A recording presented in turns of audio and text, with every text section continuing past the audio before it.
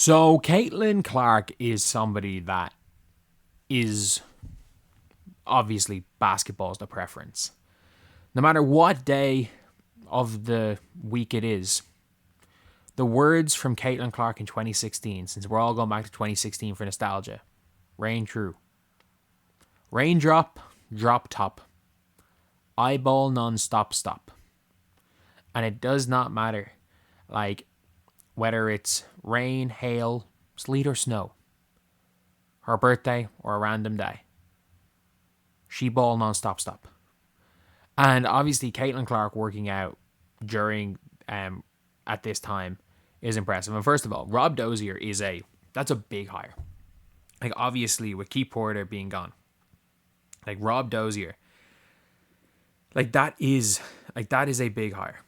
That's a really big hire considering like where he is, like what he has done.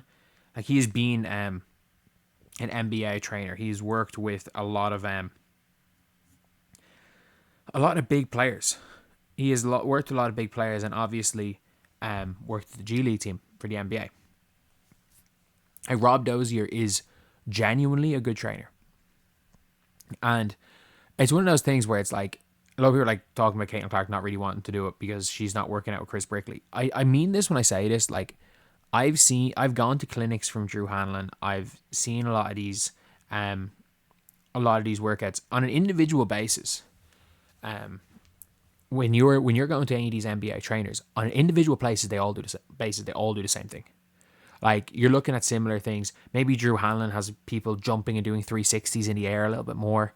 But working out with these people, it's not necessarily about what they do in the individual sessions. It's who they can bring.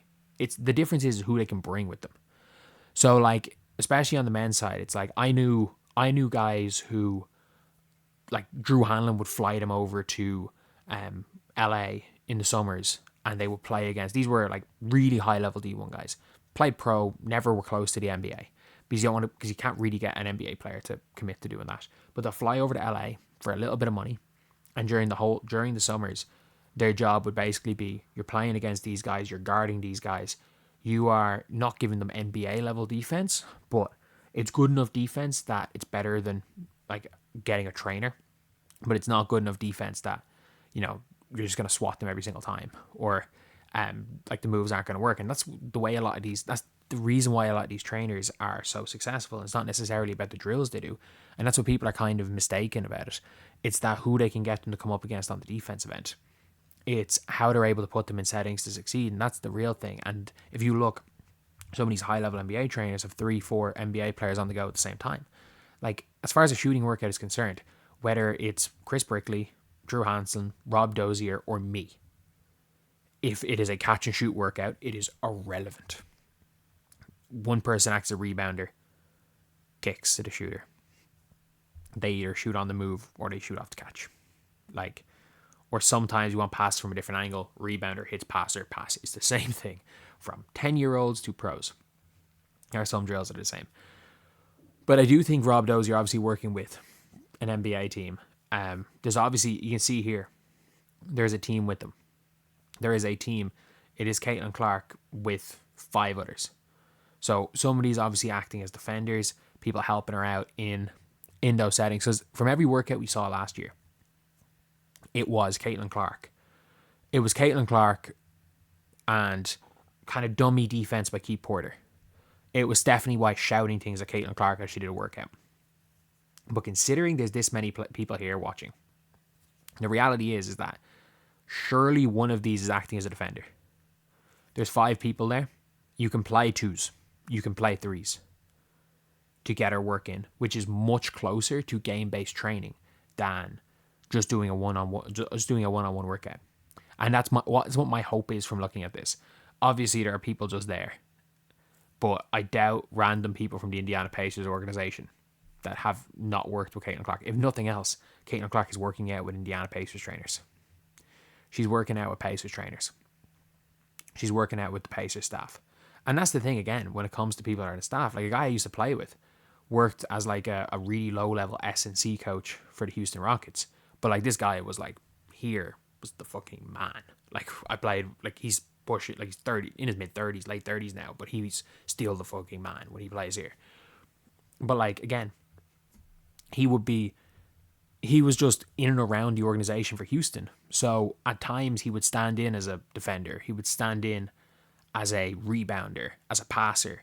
Like, really good player just being in the organization. And my hope is that when it comes to stuff like that, is we are seeing them take an NBA approach with Caitlyn. Because she does need to get better going right. And shooting going right. And even though we saw her doing it in workouts, she didn't look comfortable doing it with defense last year. We need to see Caitlyn Clark take a left-hand layup.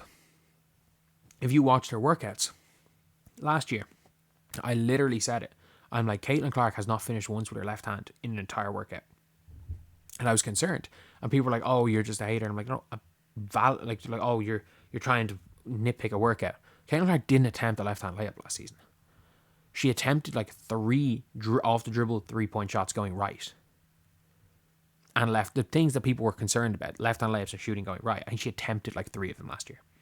At the end of the day, when you've got defense in, when you've got, when you're working on stuff like that, it's going to help having as many people as possible. And look, maybe I'm reading too much into this. Maybe I am. The reality is that I probably am. But we're not seeing footage of the workout. We can make assumptions, but at the end of the day, like, we're clearly seeing them go a completely different way with Caitlyn Clark. Like, I didn't realize how much Caitlyn Clark's arms had bulked up last year until that picture. The picture's going around. It's her birthday of her at a wedding, where I'm like, she legitimately was like, I don't mean this in like a non-basketball sense, but like, she legitimately had above average size arms. And that's just as a player, not for a guard. And in fairness to her, like, Ryan Howard was trying to run through her and she was bouncing off. Like, there were benefits to Caitlyn being bigger. She was stronger. She was less mobile. Her shot was fucked. And she got injured. Like, it is what it is. Whereas this season, it's very clear. Caitlyn slimmed back down.